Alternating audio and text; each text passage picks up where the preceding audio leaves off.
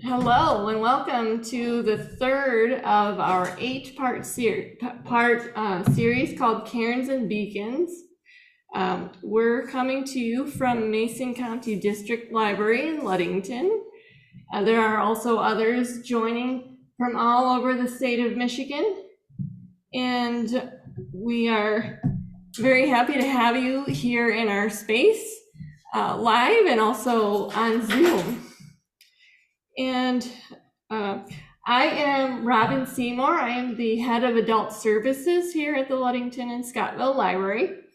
And we've organized this program today along with Thomas Trahey, who is our head of circulation, and Brooke Portman, who is joining us from Ann Arbor. She is the founder and director of the nonprofit organization called the Abondia Center. And their organization is key to exploring arts and ideas that matter. And with that, I will welcome Brooke Portman, who is going to introduce our speaker tonight.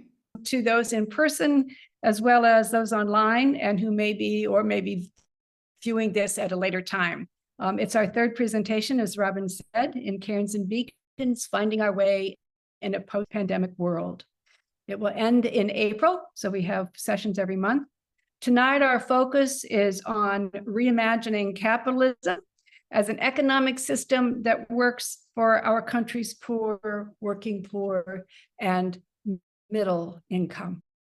Just before I go further to introduce the speaker tonight we need to thank our two funders, the Michigan Humanities and the Michigan Arts and Cultural Council, and to every one of us who is a taxpayer. We thank all of you. Our IRS taxes come to us by way of the Michigan Humanities, and our state tax dollars pay for the grant that we receive from or as the source of the funding, the grant that we received from the Arts Council.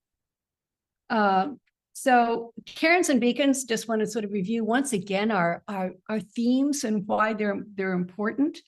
Cairns and Beacons are around us all the time. We just don't always notice it. They're there and can help us guide us through these, I want to say grueling times. I mean, I was able to catch a bit of the news, I must say, tonight before we all got together, and I don't know, the world just keeps making it more difficult to get up every day and know exactly what I think I want to do. Anyway, but metaphorically, a cairn, we use that to mean it's any next step. It's a place to get to next. It's not likely a final destination, but it gets us closer to something that we really think we want. We began to see during the pandemic and post-pandemic just all the inequities that are in our nation and in the world. And many of us sort of made pledges to do something about it. A beacon is clearly something usually in the sky. It often prevents boats from going where they don't want to go. And so they're both tell us where to go or where not to go, what to avoid. And a beacon is a vision. It's a goal. It might be some conversation we overheard somebody say about something that they're doing that strikes us as a really valuable thing, and perhaps we might do that. What has frustrated many of us as we come out of the pandemic now, year 2 and 3, is all that we thought we were going to do, vowed to do, promised to do. We just have found ourselves to be way too busy and think that we cannot do it because we can't act in big enough ways. And what this series is to show us that all we need to do is to find a few of the things that we love and that we want to improve. And if we do that, we will work for them, and gradually things will change. It's been fascinating to me because we have used this theme and this issue of you don't have to do big things. Rebecca Henderson, in her book on reimagining capitalism in a world on fire, talks about how we're all pebbles, and if a pebble's in an avalanche, it's going to change the world. I have a friend who just keeps using step by step, and sometimes she says half baby step by half baby step, but we will get somewhere. On over the weekend, somebody was talking about Dorothy Day and how she used the metaphor often of brick by brick. It's just, we just need to keep working at it. And if we keep at something we love, we will get there. Remind me of that as we go through our election time. Each evening, we also share some kind of poetry quote from someone. And this week it is Mary Oliver. She died in 2019 at the age of 83. But here's this to inspire, I hope, all of us from the End of Summer Day. Tell me, what else should I have done? Doesn't everything die at last and too soon? Tell me, what is it you plan to do with your one wild and precious life? And now it is my pleasure to introduce to you tonight's presenter, Michal Tomasky. On my desk in recent days has been a new book that explores the history of indigenous people in North America over the past 600 years. It tracks the rugged, painful, and difficult existence between them and those who arrived here from Europe in the 15th century and on. This book, of America, is written by Yale University historian and American Studies professor, Ned Blackhawk, a member of the Western Shoshone. Blackhawk opens with this difficult yet vital urging admonition to us all. Finding answers to the challenges of our time, racial strife, climate crisis, domestic and global inequities, among many other things, will require new concepts, approaches, and commitments. It is time to put down the interpretive tools of the previous century and take up new ones. It is time to put down the interpretive tools of the previous century and take up new ones.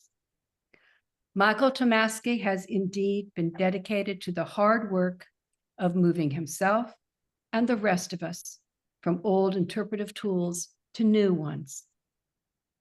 Together with a host of others from both the political right and left, Michal Tomasky has been exploring the next group of ideas and values that we need to explore, examine, critique, turn over and upside down and back again to better guide American politics and American economic policy. He has been working relentless in this regard, as I see him and have watched him. He has published 5 books, first in 1996, a second in 2001, after a hiatus, a 3rd book in 2017, and in 2019, a 4th book came out, If We Can Keep It, How the Republic Collapsed and How It Might Be Saved. And the 5th, just last year, the book he will discuss with us in part tonight, was published in 2022, The Middle Out, The Rise of Progressive Economics and Return to Shared Prosperity.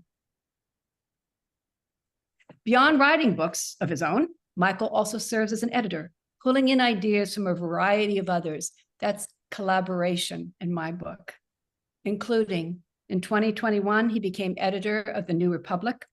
And since 2009, he has served as the editor also of Democracy, a Journal of Ideas.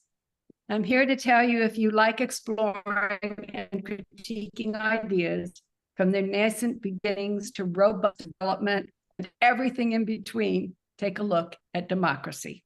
You can access it easily just by Googling it, Democracy: a Journal of Ideas. It's rare that such a journal is available for free just by Googling. You'll learn much, argue with some articles, no doubt, and points of view, and be inspired by yet other writing. Michal continues to contribute to other journals, magazines, and newspapers as well, including the New York Times Book Review, The Guardian, the Washington Post, GQ, The Nation, The Village Voice, Newsweek, The Daily Beast, and is a regular contributor to the New York Review of Books. And to include just a bit of personal background, Michal was born and raised in Morgantown, West Virginia, attended West Virginia University, and studied political science at New York University. He lives with his family in Maryland. Michal Tomasky has dedicated himself to helping us to take up the new interpretive tools, to find new ways to lift up and empower others, new ways to do that old-fashioned thing of enjoining others, not only to participate in, but to help share the American dream, 21st century style, increasing equity in housing, in jobs, wages, healthcare, care workers, education, innovation, creativity. It has been a delight to interact with Michal for this series. Please help me welcome Michal Tomasky. Welcome, Michal. Well, thank you, Brooke, and good evening, everybody.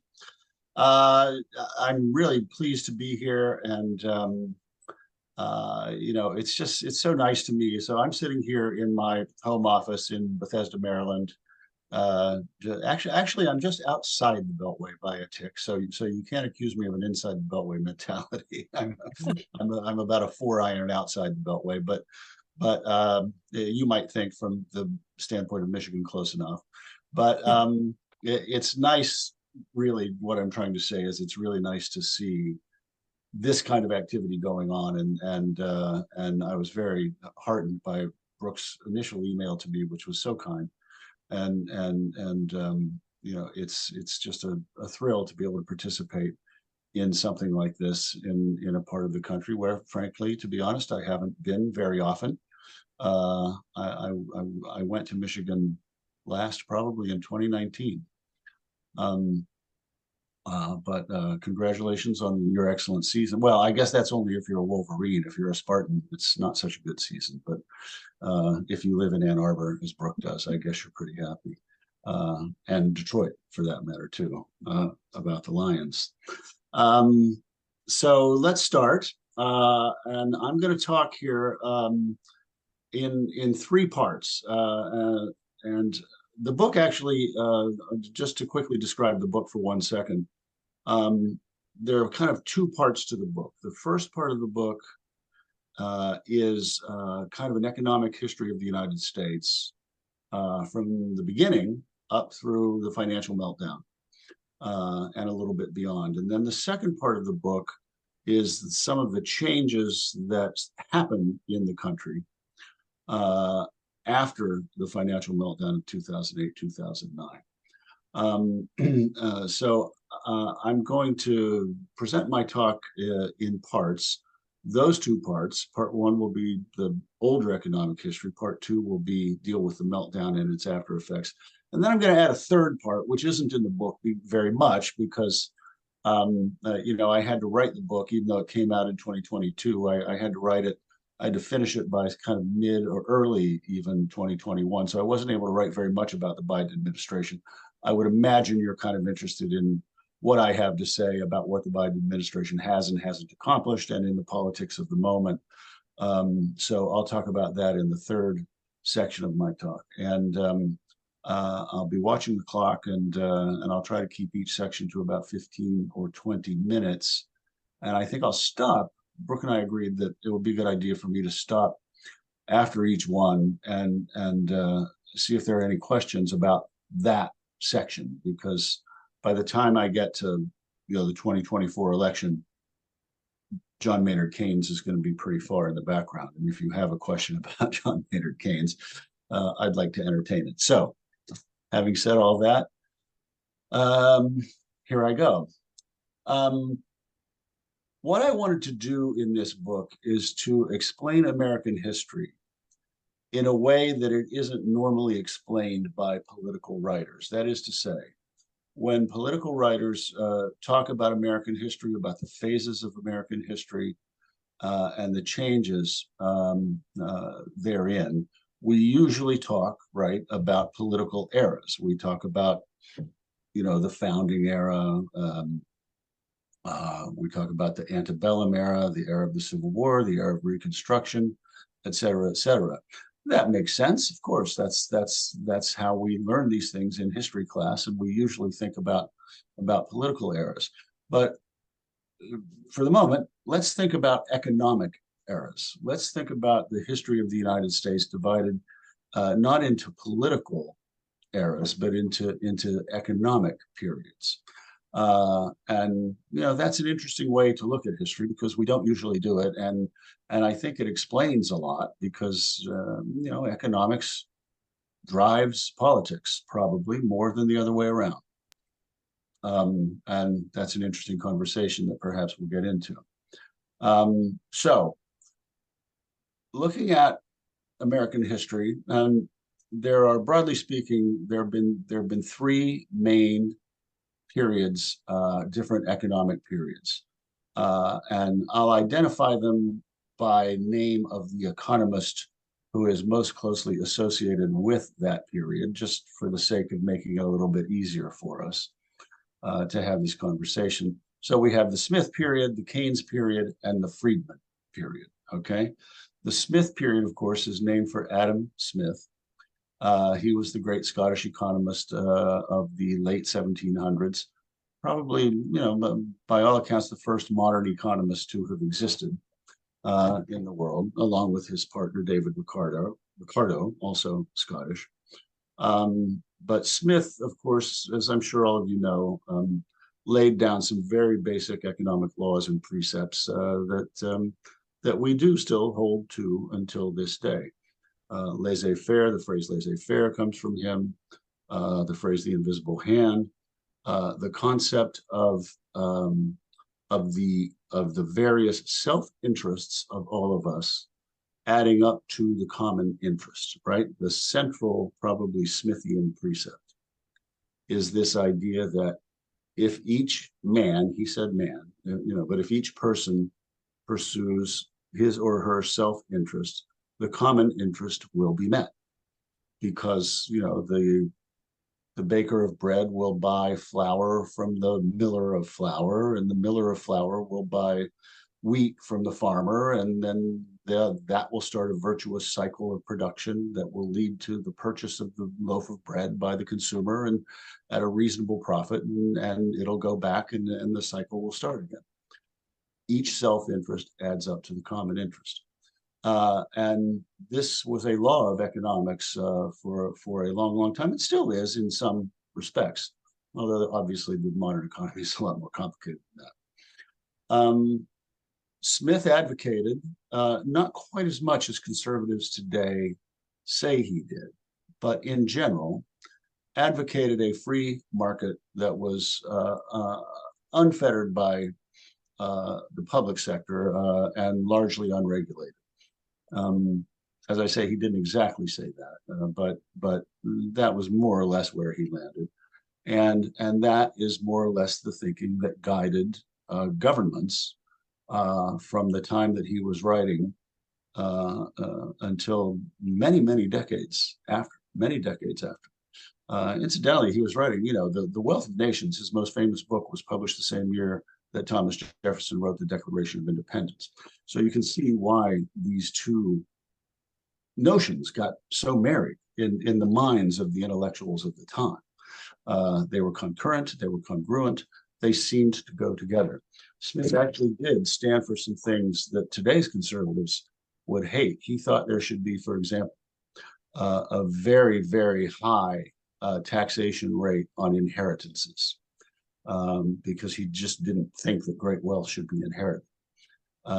He also was against monopolies. The East India Tea Company was Britain's probably biggest monopoly at the time. He thought it should be broken up. Conservatives are a big fan of monopolies these days. So today's conservatives would disown him in certain respects, but they invoke him all the time when it comes to this concept of the invisible hand, the free market, the various self-interests equating to the common interest. This is how governments ran throughout the 19th century. This is how the United States government ran. In the North, that is. In the South, we had a far more regressive economy, the slave economy, which I don't need to go into in detail, but it was obviously far more inequitable and exploitive than even what existed in the North.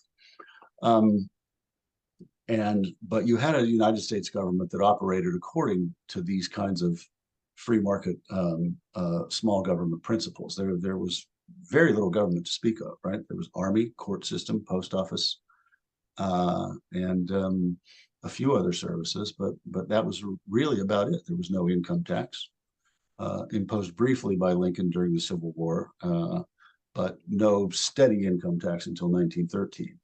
Our money came from tariffs largely. It was a very limited government, and when the Industrial Revolution happened and industry flourished, of course, as you know, the great fortunes were made by the robber barons and so on, and the workers lived in very miserable conditions, generally speaking, in the cities. But all that seemed to be working fine for enough people until 1929. Then the great stock market crash happened, and great amounts of wealth were lost, and unemployment peaked at 24%. And at that point, people said, well, maybe this invisible hand stuff hasn't worked out so well, and maybe we need to do something else. And that brings us to the second period, the Keynesian period. You know who John Maynard Keynes was, of course, the British economist of the 1920s and 30s. He had been warning throughout the 1920s over in England that this was going to crash. He was a pretty prescient guy. I'm sure many of you know that after the Treaty of Versailles was signed in 1918, he predicted the rise of a Hitler, not Hitler specifically, but he predicted that the conditions imposed on Germany by the Treaty of Versailles would lead to a vengeful dictator. And in the 1920s, economically, he was predicting that this system will lead to collapse. And it is not true. He directly rebutted Smith. He said it's not true that everyone pursuing their self-interest leads to the common interest. There's a common interest that is different from a collection of self-interests. And it has to be guided by he didn't use this phrase, I don't think, but it has to be guided by a visible hand. And he meant there the public sector. There wasn't much receptivity in the United States to his ideas until the stock market crash, when suddenly there was. And then there was the election of Franklin Roosevelt and Roosevelt's ideas. Principally that the government needed to step in when the economy was in a downturn. When the private sector was not generating wealth, the public sector needed to step in and generate the wealth. And that some deficit spending was all right in countercyclical investment. It was okay. It would go away after everything righted itself again. And that there was a role for a vigorous public sector in managing the economy. This is obviously something we still debate very hotly to this day, but in the 1930s and beyond, I would say, and I think the evidence says, it worked. It produced an economy that was where unemployment was being lowered and where people were going back to work. Of course, the American economy didn't really right itself until the war, and we went on war footing, and everybody had to go to work. And by the way, deficits went, like that. But we didn't worry about that during the war. We had to win the war. But Keynesianism continued, of course, after the war, embraced by Democratic and Republican presidents alike. Eisenhower was a Keynesian, Nixon was a Keynesian, and we had high levels of taxation, high levels of government spending, high levels of unionization. And it was the time of arguably the greatest innovation in the history of the United States, and certainly the time of the building of the largest middle class in the history of civilization. Also a time called the Great Compression by some economists. Some of you may know that phrase, when disparities of wealth lessened dramatically. in the United States. There's an economic measure called the Gini coefficient, which measures inequality, economic inequality in societies. The United States Gini coefficient throughout the 1960s was quite low, about half what it is today. So Keynesianism produced the desired benefits for decades. And then in the 1970s, that started to fray. Inflation hit, rampant inflation, far higher than that which we see today. In some years, it was double digits. We had faced deindustrialization in the Rust Belt. We faced a number of other social crises like crime, and suddenly it looked like the Keynesian response wasn't working. And there were a number of economists who had been out there, more conservative, free market-oriented economists who had been out there since the 1960s, warning that Keynesianism was going to fall. Well, eventually they were right. The leader among these was Milton Friedman. Even though we don't quite use the word Friedmanism in the same way that we use the phrase Keynesianism or Keynesian economics, I think it's fair to say that we've been living in an era of Friedman-esque economics from the late 1970s or the early 1980s up through, certainly up through the meltdown. We're in a transition period now, which I'll get to in a little bit. The Friedman period is characterized by a return to certain Smithian principles of the free market, unregulated, largely unregulated by government, and with low taxes, but with a couple of other features too. The most prominent one of which is called the Friedman Doctrine with respect to corporations, which is that the corporation has no responsibility to a community or any set of actors. The only responsibility is to its shareholders to maximize profit. This wasn't how American corporations saw things largely in the 1950s and 60s.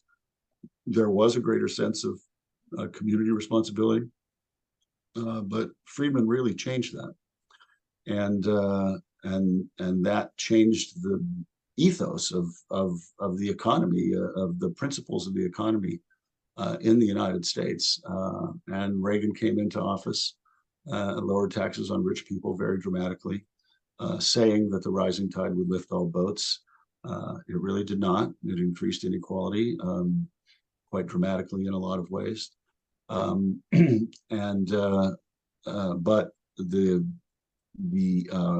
the Friedman-esque principles were pretty good to the people at the top, who didn't have much to complain about. So they held fast for many decades, and we've been in that period ever since. I make no secret that I'm not a fan of that period, and I want things to change to something new, and that's what my book is about. But I will say that it had a hold on the elites to some extent of both parties. Republicans, of course, Republicans are perfectly happy with Friedman-esque free market principles, but even Democrats, economically minded Democrats, people like Bob Rubin, who advised Bill Clinton and Larry Summers, came to embrace a lot of these principles. Less like a light version, a softer version than the Republicans embraced, and so that's the economic story of the United States. Those three phases, and we are entering a new phase right now. And there's one of our biggest fights right now in American politics are showier fights. The ones that get more media attention are over culture. But this, I'm telling you, I'm in this fight every day of my life, and I'm telling you, it's an intense one, and it's one that we don't know yet which way it's going to go. So that's part one. I don't know if anybody wants to question or comment anything about that section of what I have to say tonight. Are there questions? I don't see Chad, unless Thomas, you see anything, or Robin? Go ahead. Yeah, I think we have a question here. Good. Ken, go ahead. Friedman's time lasted about 150 years. Smiths, yeah, Smiths, Adam Smiths. And Keynes lasted 50 year?s. Yeah, 40. Lasted 30 years. Are we seeing an increasing compression of time of how long these various theories kind of hold sway? Yeah, that's a good point. Keynes 30s through late 70s. Friedman, yeah, I would say that the Keynes period and the Friedman period are about the same. But I see the point you're getting at, and I think it's interesting, and I've thought about this a lot. Like, are we even going to enter, given how unstable everything is politically in this country and the nature of the polarization today, are we even going to enter a period of economic stability of either the left or right that's going to last 40 years? I kind of don't think so. I think things are a lot more unstable than that and up for grabs. And there are days when I'm not even sure the United States, as it exists today, is going to exist in 40 years. So, it's a much more fungible and unpredictable period that we're in. Thank you. Anything else? I can read them for you if you like, or if you want to go ahead and read them yourself, that's fine too. Yeah, you read them, please. I'm not sure if I have any more. Okay. Okay, that's fine. I'll plow on. Okay. So now I want to talk about the meltdown and the after effects of the meltdown. And I cover this in the second part of my book. And I think that this is, I don't know, it's the section of the book that I'm sort of proudest of and that I think is sort of more, is kind of original to me, actually. The first part of my book, I'm proud of it. I think it's good, but I think it's territory that has been covered by other journalists and historians. But this part, I kind of think I'm the first to tell in book form, or among the first. The thing about the financial meltdown of 2008, 2009, from an economist's perspective, is that a lot of economists thought that something like that was utterly impossible in today's world. I tell a story in the book. Queen Elizabeth went to the London School of Economics, and she was there for some other reason, but it was shortly after the meltdown, and she looked around at people and she said, "Well, I do have a question. Why did nobody notice it?" And nobody had an answer. And this is pretty embarrassing. The London School of Economics is a pretty big deal place with some of the most brilliant economists in the world sitting around that table. And the Queen, no economist, left them speechless and flabbergasted. A lot of economists had simply come to believe that they had built a system where such an event like that, such a shock, was impossible. And I have a couple of stories in the book. There would be conferences of economists in the early 2000s where some heterodox person would mention the possibility of a global financial meltdown and people would laugh. So it was just thought that the system was much more sophisticated than that. So this took the world of economics, with a handful of exceptions, some of whom I note in the book, took them by complete surprise, and they were utterly shocked that this thing could happen. In the meantime, though, there was something really interesting going on in the economics profession. A generation of younger economists, starting in the 1990s, but really gaining steam over the course of the aughts, started to study and practice economics very differently. So now I'm going to say a couple of things that are kind of overgeneralizations, because you can't talk about an entire huge profession like economics in generalities like this, because there are always exceptions. But generally speaking, the economics profession of the 1980s and 1990s became pretty divorced from the concept of empirical evidence. You'd think that's kind of weird, and to me, it is kind of weird. But, you know, professions become enamored of their own language and their own codes and their own set of ideas. And you know, I've read many economists saying things like, you know, economists like the fact that what we talk about is obscure to regular people, you know, things like that. So economics became kind of dominated by theoretical models that weren't very grounded in real world data. This is over the course of the 70s, 80s, 90s. That began to change in the 90s, but only a little bit, a very small and kind of rebellious group of people.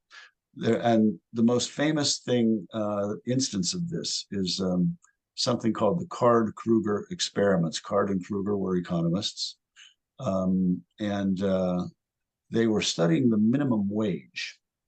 Okay, and their particular study was this: in the state of New Jersey in the early 1990s had raised its minimum wage, and they went to study minimum wage paying places along the New Jersey-Pennsylvania border to see what effect this had. The effect predicted by economic models was that it would lower employment in New Jersey, right? Because if you had to pay a higher wage, that was going to depress employment. That was going to reduce employment. That was axiomatic according to economic theory. But the data that they rounded up showed that that didn't happen. That in fact, employment was steady in New Jersey. It even went up a little bit. And so how could it be that like fast food employers had to pay more in New Jersey, and yet, you know, employment rates were still high, and profits were still high, and business was still good. It was very confounding to the economics profession, but it proved the point that it proved that, you know, economic theory, classical economic theory, was wrong about wages and employment, but it also proved that maybe you should go out into the field and look at data. And so a lot more people started to do that. And so I have a chapter in the book, chapter 6. I won't go into chapter and verse, as it were, here, but that chapter is the one where I describe changes in the economic profession over the course of the aughts and then into the teens that have been really profound, really profound. And people have just gone out and done experiment after experiment in the real world that have knocked down theory after theory of neoclassical economics being the term of art that describes the economic theories that date to the late 1800s, which is most of what we think of about our theories that we're taught in survey economic classes about supply and demand and so forth. And so you now have this whole army of younger economists, many of whom I've published in Democracy Journal and gotten to know a bit, and many of whom have gone to work in the Biden administration, who have completely opposite theories of growth, completely opposite theories of the relationship between wages and employment and profit, and other questions that have really kind of turned thinking in the profession on its head in a pretty dramatic way. And certain results in the real world seem to confirm that. Think of all the cities that have raised their minimum wage. The minimum wage has not been raised at the federal level Since when? Well, since 2009. Actually, 2007 was the last time a law was passed. That's right, George W. Bush signed the minimum wage increase. And it was raised in stages, the last stage being 2009. After that, the Republican Party turned against the minimum wage, raising the minimum wage, and it hasn't been raised at the federal level since. But many states and cities have stepped in and raised their minimum wage. And in every case, the Chamber of Commerce said, no, you're going to kill jobs, you're going to kill restaurants, nobody's going to come out to eat.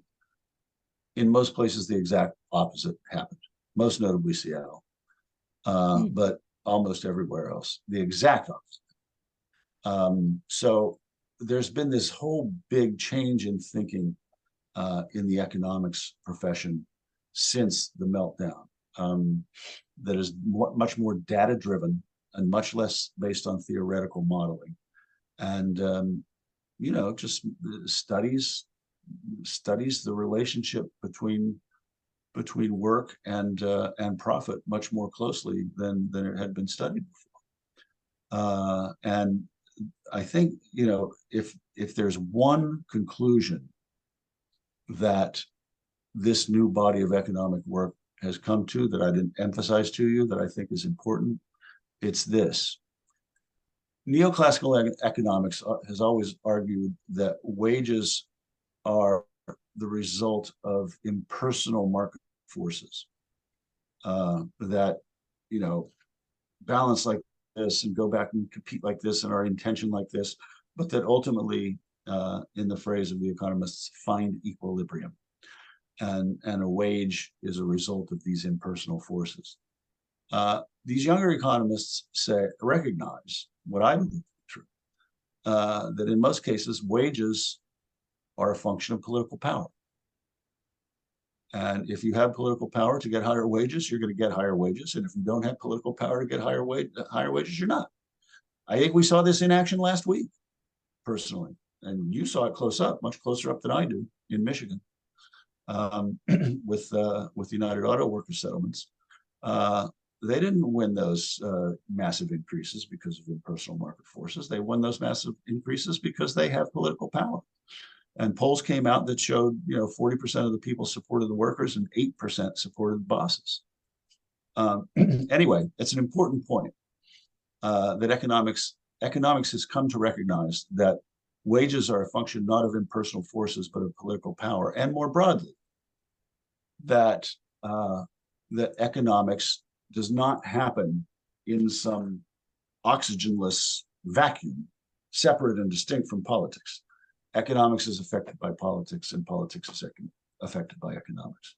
This is not what they've been teaching in economic schools for decades, but they're kind of starting to teach it now, and that's a really interesting thing. So that's a really, I think, important change that I write about in the book.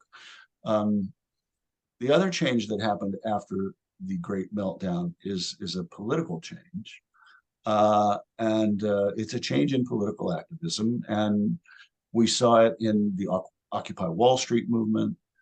We saw it in the Fight for 15. That's a $15 minimum wage that started out as a job action among fast food workers in New York City and spread nationwide. Excuse me. We've seen it in fights for living wages for domestic workers, home care workers, home health workers, all very low paid, and whose wages, again, this is not happening in Washington. None of it's happening in Washington, but it's happening all over the place at the state and local level, and affecting many millions of workers. So that kind of political activism has taken hold, and it's opened up a lot of space for a kind of economic activism that we probably haven't seen in this country since at least the 1960s and maybe the 1940s. The rise of labor again, not just Shawn Fain and the UAW, but some of these Amazon places organizing, some of these Apple places organizing. It's something that I would not have predicted just a few years ago.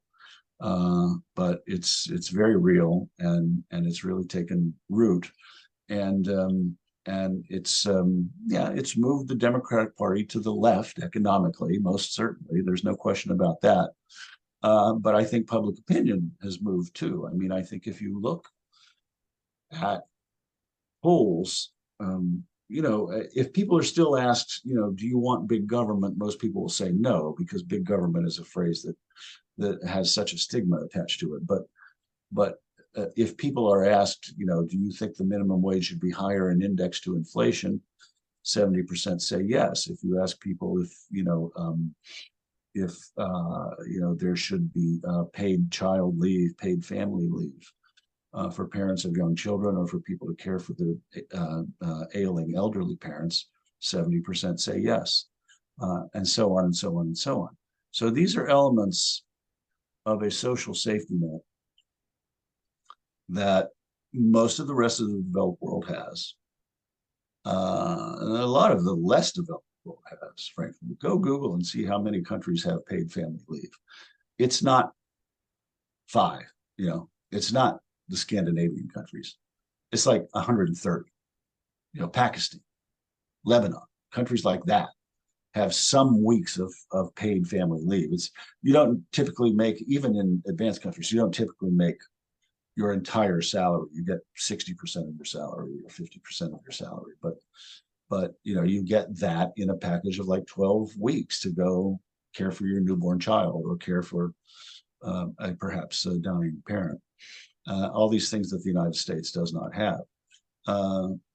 So that's the fight that has opened up. That's the room that has opened up in the last decade, and it's opened up because of these changes in the economics profession and in the political realm.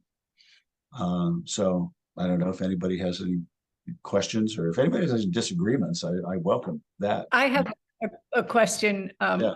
Michael, just to enter in. I'm really curious where these folks in the 90s and 2000s especially, where did they go to school? Who were they around? What cities are we talking about here and elsewhere? London, I'm sure, but Yeah.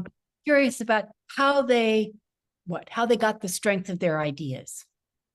Yeah, no, it's very interesting.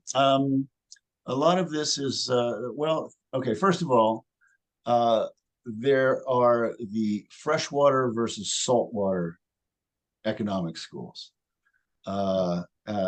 The freshwater ones are the conservative free market ones, and the saltwater ones are the more liberal leaning, you know, government intervention ones. And they're so named, as soon as I say where they are, you'll know. I mean, the main freshwater ones are Chicago and University of Minnesota.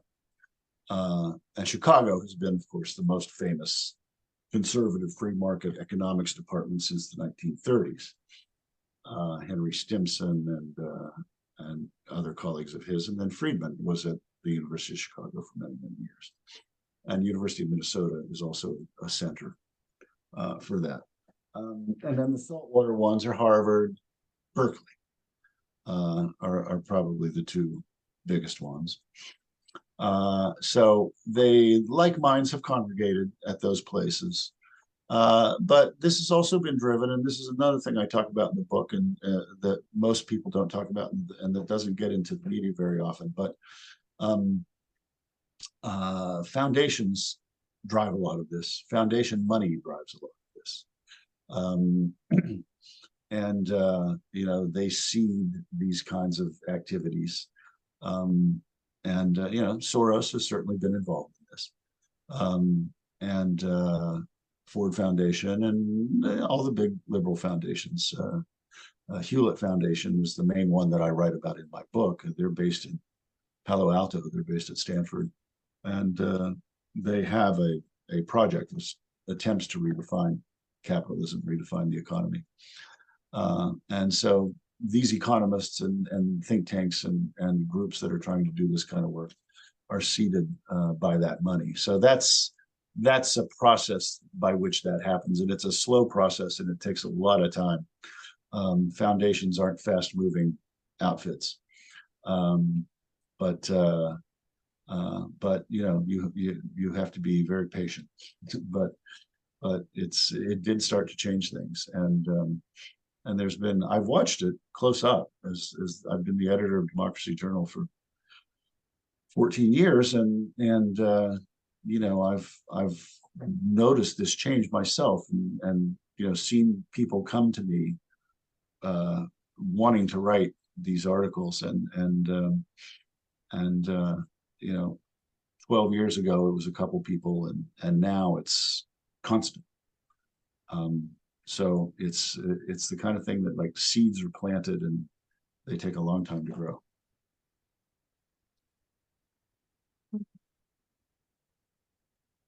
That's fascinating.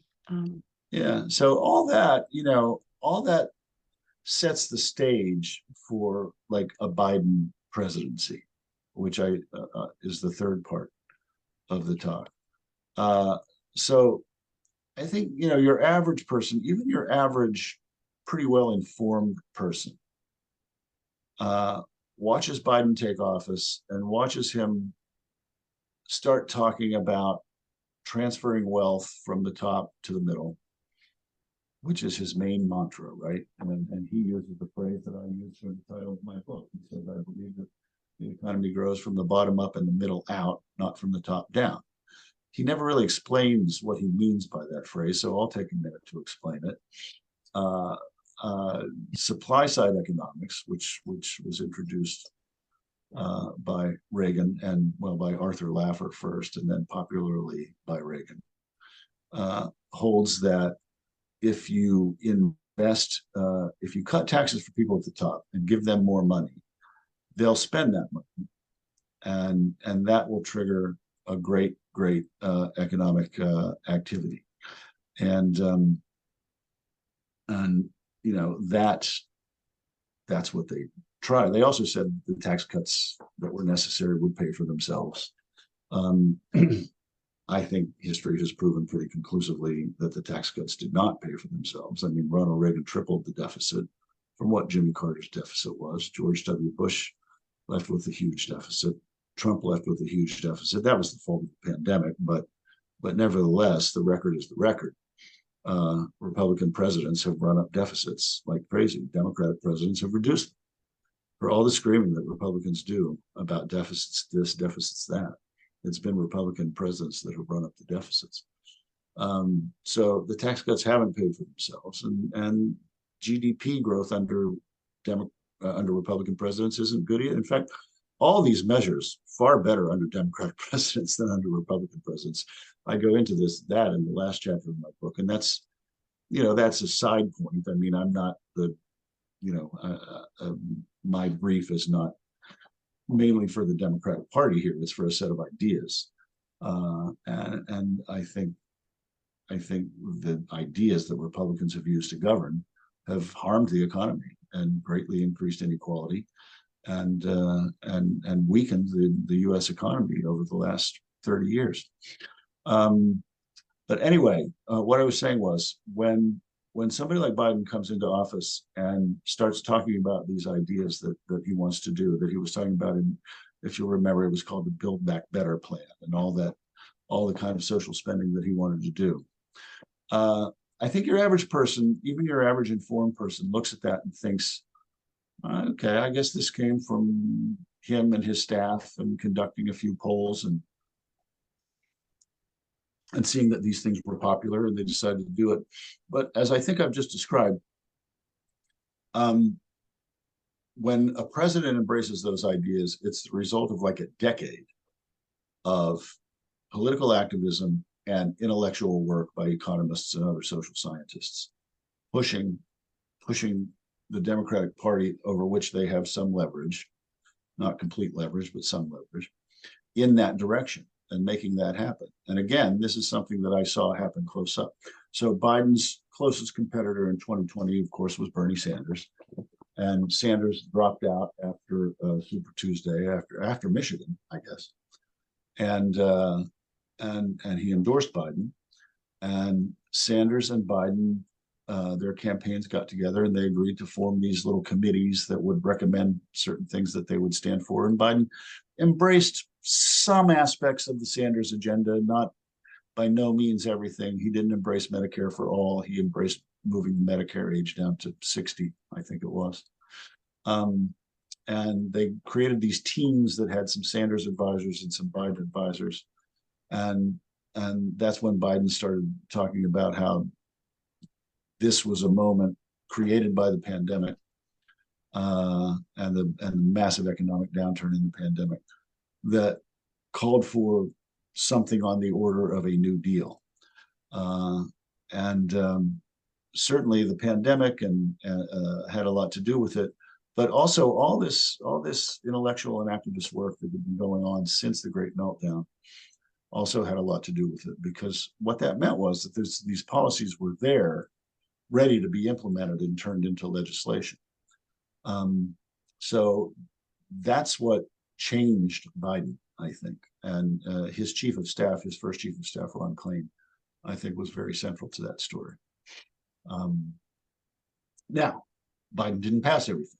He ran into some trouble. Joe Manchin wasn't down with this new program. Kyrsten Sinema wasn't down with this new program. Their hold on the Senate was very precarious. And they were worried all the time that Biden or Sinema was going to change parties. Sinema did leave the Democratic Party. She didn't change parties, but that, I think, was a real fear for them, and then they would have lost their majority. So this gave Manchin and Sinema enormous power to put the brakes on the Biden agenda. And the Democrats wouldn't mess with the filibuster, which a lot of them just didn't quite have the backbone to do.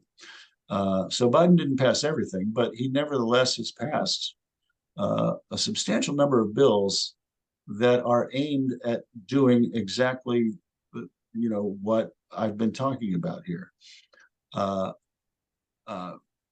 Giving workers more power at the expense of their bosses, trying to create competition as opposed to over monopoly.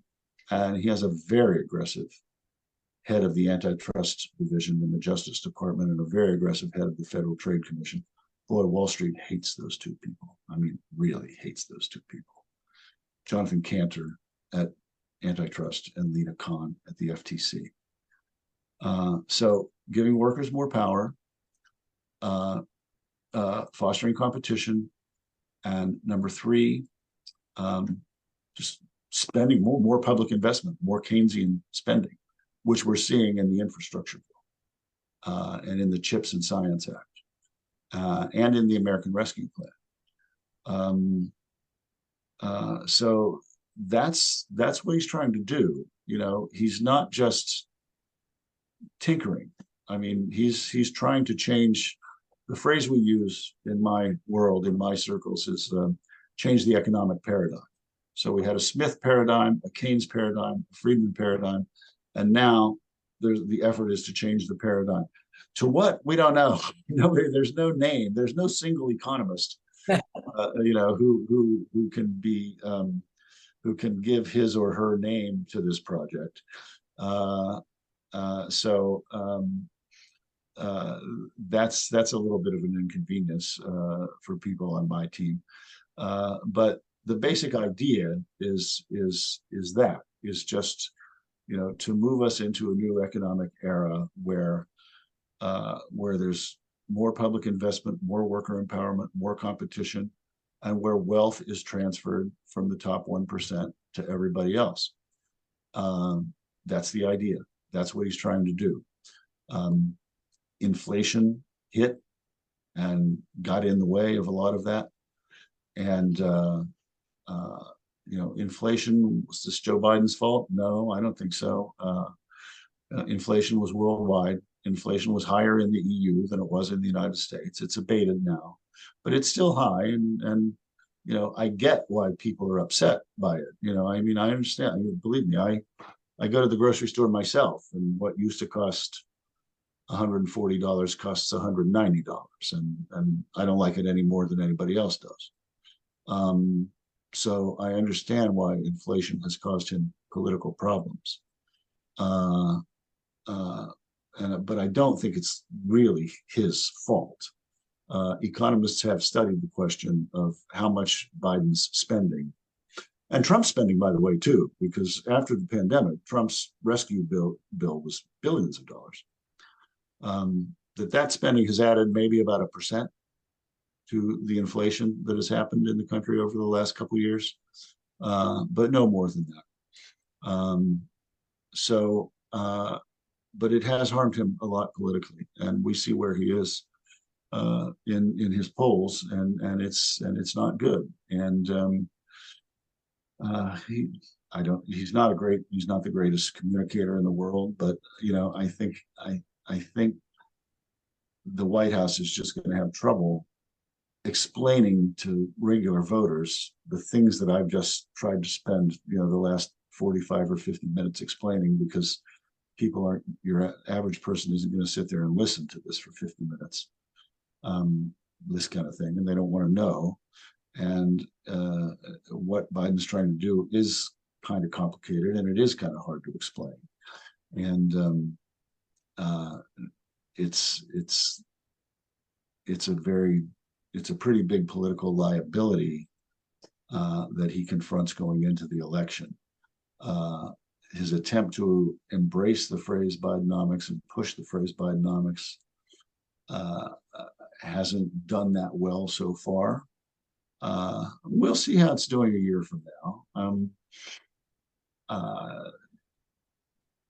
There's still a lot of economists who think there will be some kind of recession next year, although a lot of people have dialed back their more cataclysmic predictions, and they think it's going to be kind of soft and kind of short.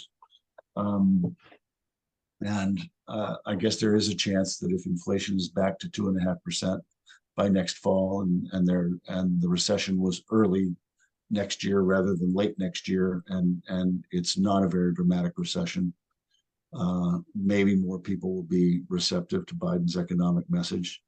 But he and the Democrats, I'd say 2 points, and I'll conclude on these points. The first is that they really haven't managed to communicate that, as I said a few moments ago, that Democrats have been better stewards of the economy over the last 60 years than Republicans have. Again, this is in the last chapter of my book, but if you look at median household income, performance of the stock market, deficit reduction,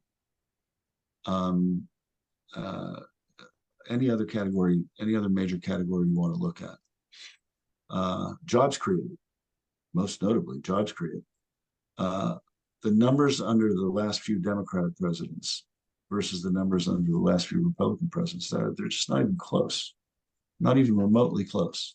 Nobody in America knows this. Nobody in America knows this.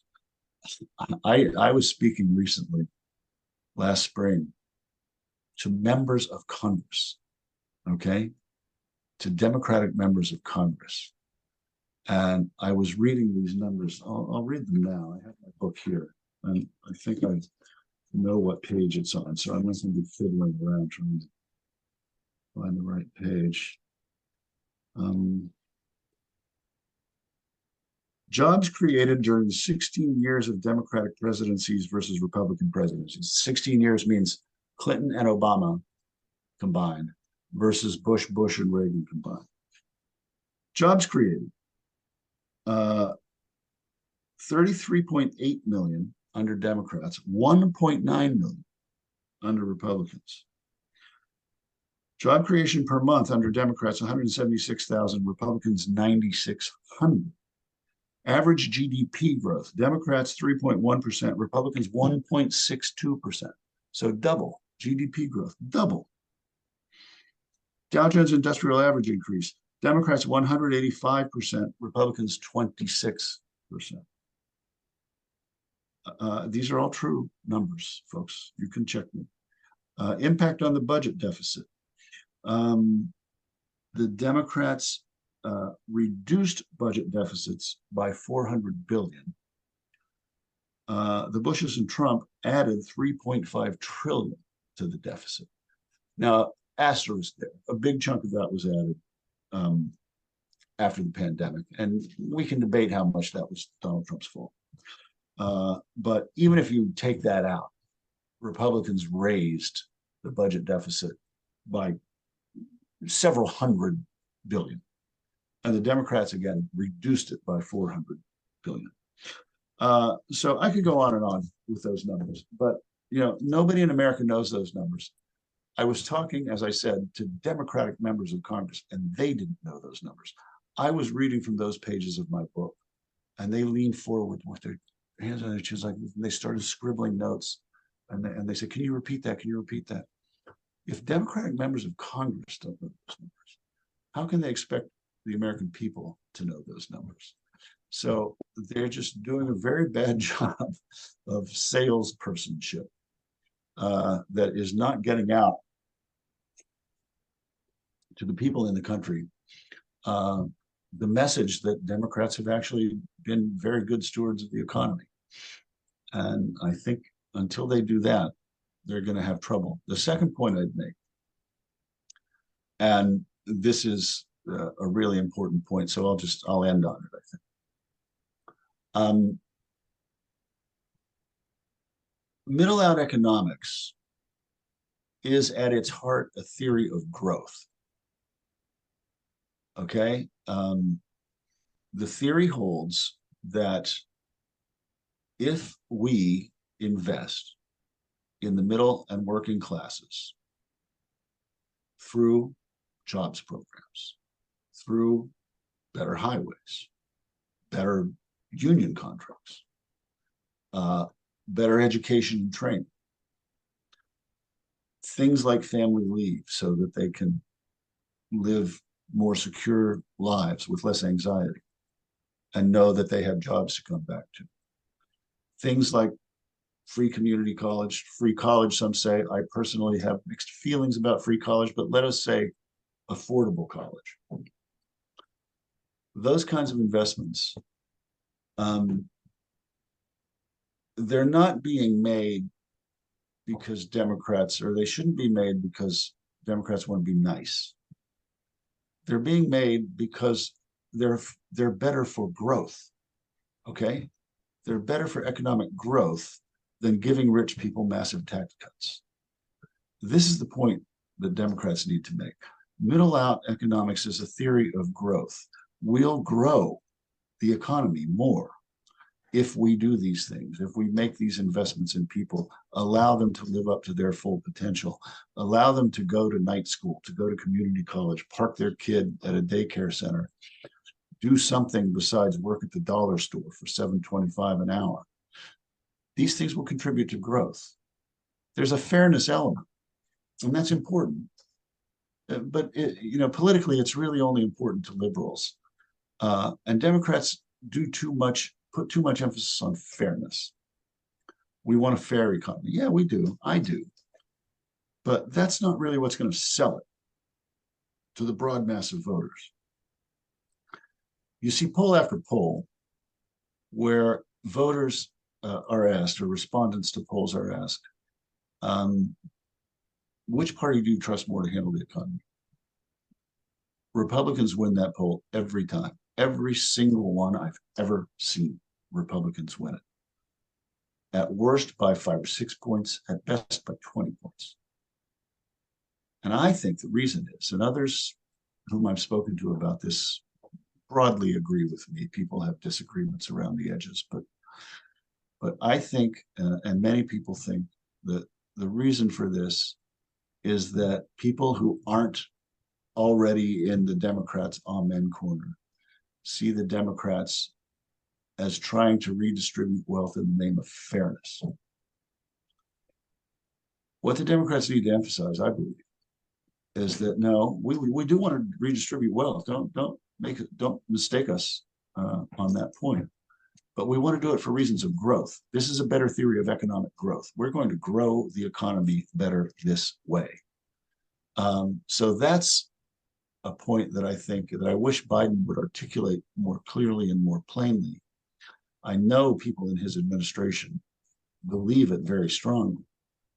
And I think if they did that, I think it would get through to people. And I think it would start to change. This is the work of many, many years. It's not going to happen by the next election, probably. But I think it would eventually get through to people that, yes, this is a better way to grow the economy.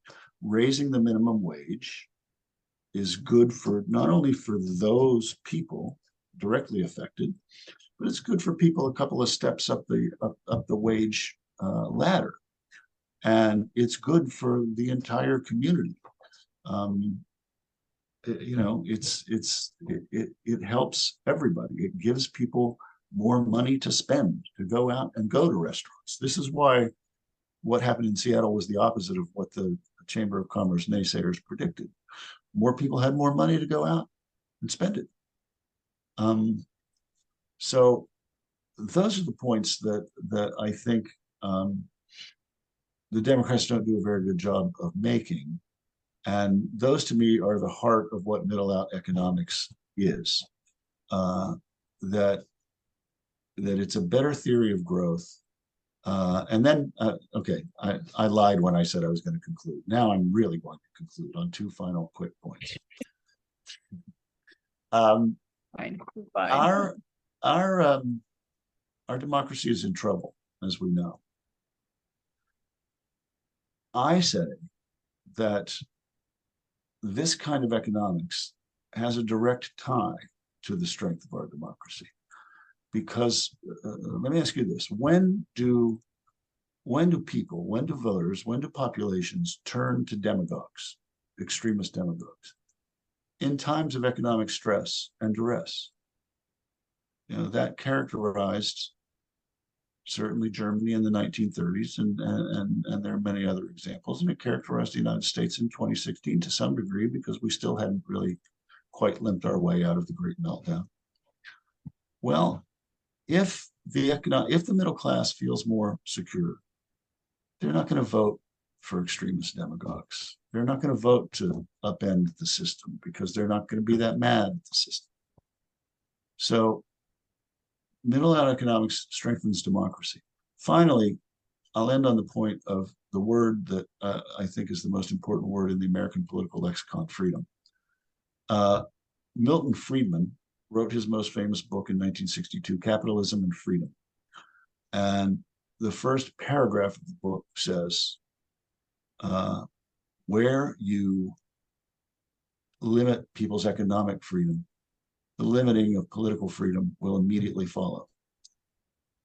This is an article of faith on the American right, on the global right. Certainly in Hungary and Poland and other places, it's an article of faith. It's nonsense. Economic freedom, by Milton Friedman's definition, is severely limited in Sweden and Norway and Finland and Denmark and across Europe. There's no diminution of political freedom in those countries. Those countries have more. If you go to Freedom House and other places that measure these things, those countries have more political freedom than the United States, because we throw more people in jail, stuff like that. So it doesn't follow what Friedman said at all. It just isn't true that if you curtail economic freedom, the curtailing of political freedom will soon follow. What is true is that the freedom that the right has preached, to me, people can disagree, of course, has produced a lot of unfreedom across this country. Brooke mentioned that I'm from Morgantown, West Virginia. Morgantown's a prosperous little place because West Virginia University is there. And though it's had its difficulties that you may have seen in the headlines recently, it's an economic engine, like all state universities. It's a mini Ann Arbor, a mini Lansing, where unemployment is low, median household income is much higher than average throughout the state. But you could drive 8 miles outside of Morgantown and see places where there's no freedom, there's no hope. There's a dollar store and a drugstore that's a fentanyl mill. And the industry is gone. And, people aren't free in any meaningful way. I think middle out economics gives people a different kind of freedom, new kind of freedom. The freedom to give them the tools to fulfill their potential. There's only one politician in the country right now who talks like this. Josh Shapiro, the governor of Pennsylvania, speaks specifically like this. Read his inaugural address. It was very stirring to me. Now I admit I love it because it echoed a lot of what I wrote in my book, but that just proves how smart he is, I guess. But anyway, that's the point I'll conclude on. We're talking about very big things here. We're talking about people's self-worth, their dignity, the strength of our democracy, and what freedom means. So that's what I tried to write about in this book, and that's what I'm trying to preach as I get asked to do things like this. So I want to thank you for listening to me, and it's been a pleasure for me to talk to you. Thanks, Michael. It's great to hear you. I have some kinds of questions myself, but Thomas, do you have questions? You think about these things all the time? We have a few questions here. Good. Do you want to hand them over, or would you like to read them yourself, Peg? I can just read them Okay, go ahead. from right here. I think we can hear you fine from there. Okay.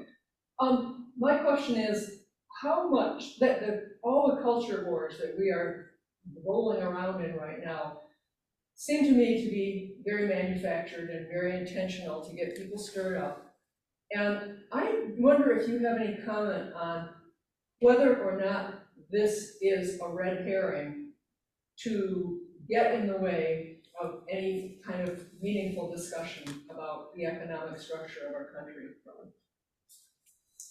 Quite say red herring, but I mean, the right pushes the culture wars, right? I mean, DeSantis, that's what his whole political persona is about. Donald Trump talks a lot about them too. And yes, I do believe that it is a way for conservative politicians to get working class people to pay attention to that stuff rather than the economic stuff that Democrats would rather get people to focus on, because I think Democrats think that, if they can get working class people to focus on the fact that they're trying to do these things, that they'll get more votes. But if Republicans are distracting over here with transgender athletes in high school and scurrilous books in libraries, that they'll throw people's attention off. So that is certainly going on. I wouldn't quite say red herring though, because Democrats ought to take those things seriously, and I mean, I don't think that Democrats should give up on fighting for transgender people's rights by any means. What Republicans using certain American citizens as fodder for rage is a not acceptable thing to do, and Democrats need to stand against that.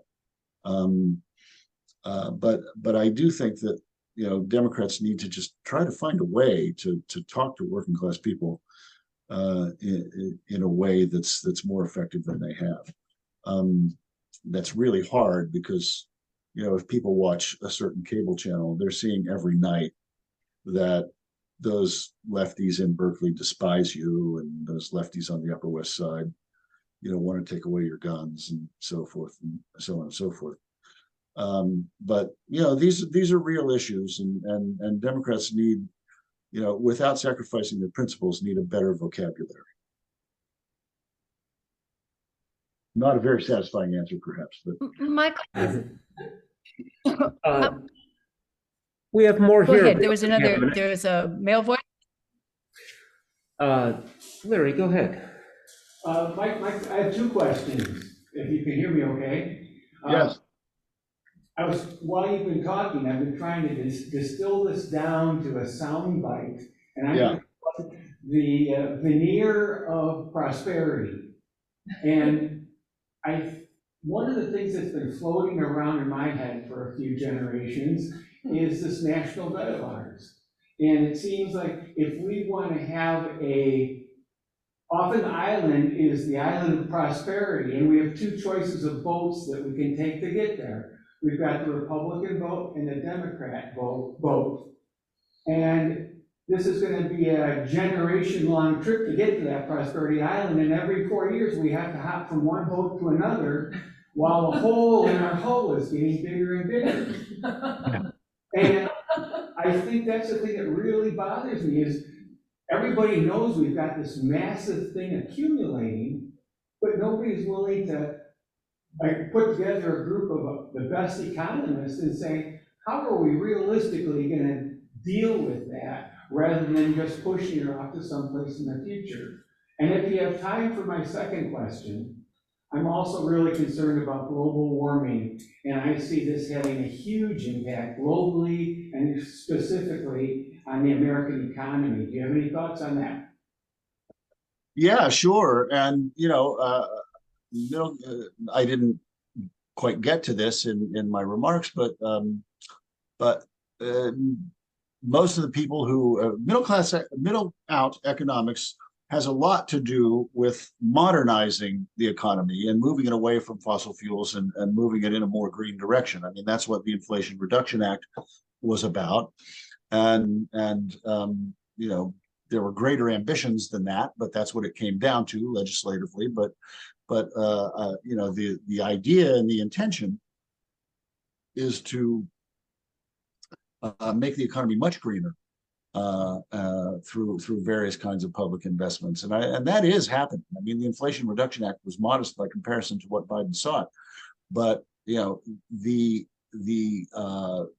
grants being sought by private sector companies under that act have far exceeded what the Congressional Budget Office expected. Far exceeded. It's been really impressive and heartening. So this is not just a question of the government forcing the private sector to do something. The private sector is embracing this, as you see. I mean, Cadillac wants to be all electric and so on. So yeah, climate change is pretty central to this effort. As to your first question, it's the political system that we have is just so very frustrating. And I don't know.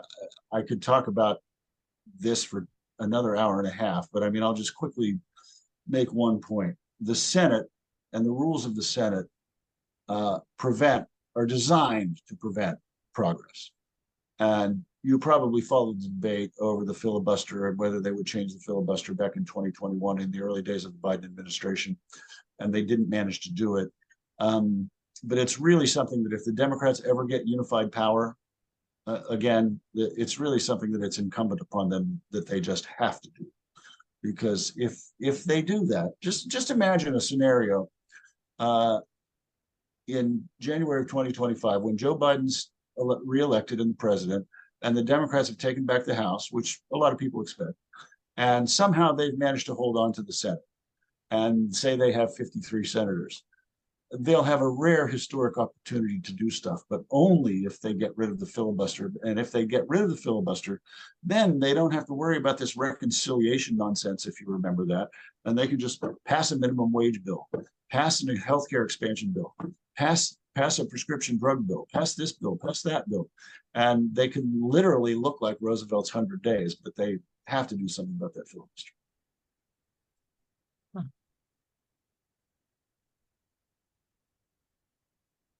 I have a question that's really more of a comment or request, maybe, I don't know.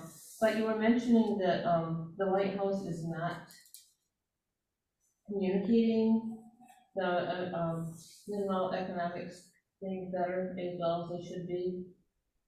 And I'm thinking there probably isn't anybody better than you to try to get the right words to spit out. Yeah, I mean, there's an industry of people in Washington and elsewhere who do focus groups all week long, and they test these things. And then, this group of people comes back with this set of results, and that group of people comes back with that set of results, and they argue about what the exact language should be. But I really think it just has to come from the president's heart, and it has to be a matter of conviction. And I think Joe Biden does believe this stuff. I think he doesn't quite have the words for it.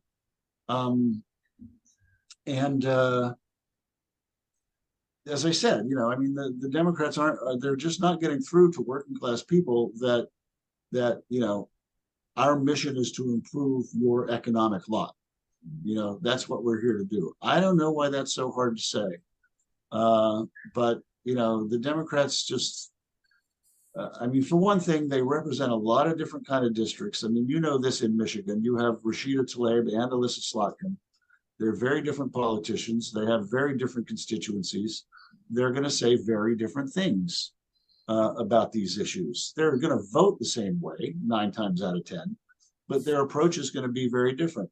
Whereas the Republicans, again, as you know, in Michigan, are more homogeneous, and there's less ideological diversity within the Republican Party. It's a challenge in the Democratic Party.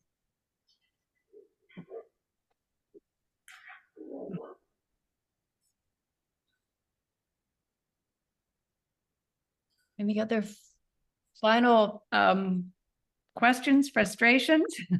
I know. That's but the thing that I keep thinking about, Michael, as you've been talking and people have been asking, like the more questions is, I've seen that list, of all the things, let's say, that Biden has done, and I don't hear it over any of my news stations. And I admit, I mean, why aren't they showing at PBS or CNN? They don't harp on that.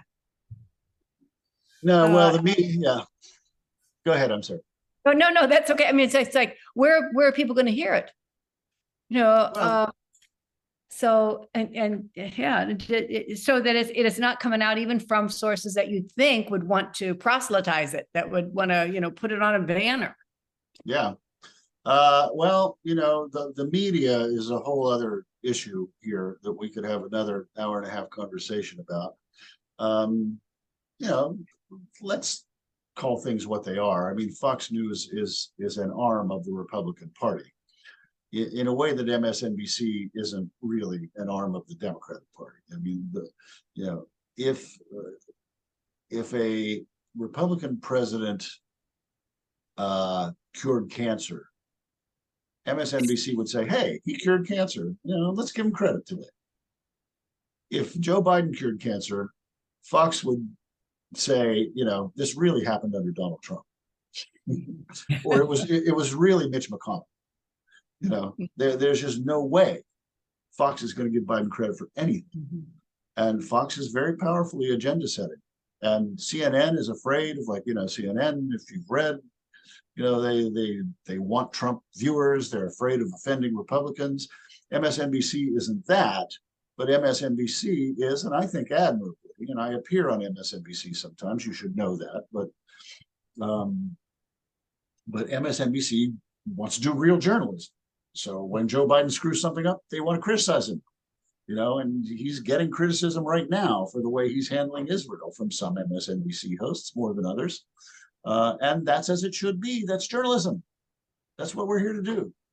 I will vote for Joe Biden and I will proselytize in his behalf, but he is not a perfect, and I will criticize him too between now and next year. And that's what journalists do, but that isn't what Fox News Channel does.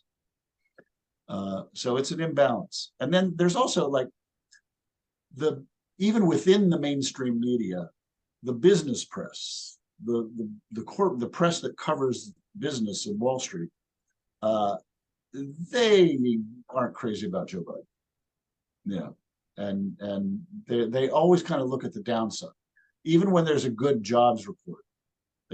They look down in the guts and say, well, yeah, but you know, the EPOP ratio is low, and you know, this signals that there might be a recession. Yeah, there's always, the raindrop. Yeah, always.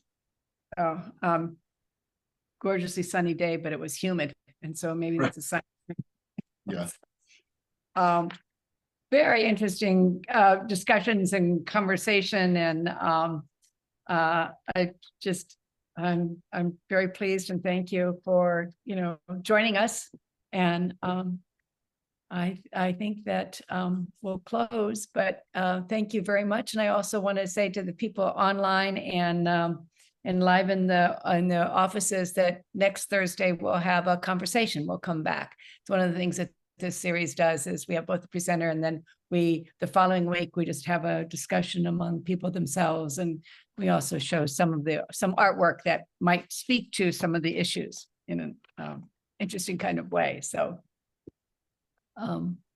anyway, thank you very much, Michal Tomasky, and for being with us, and get you by way of email about a good old W-9 so we can pay you and do things like that, so that, and they'll go from me to Thomas. So, and then Thomas will put it through the hopper there. So, but thank you very much. Well, I enjoyed this a lot. Thanks for having me.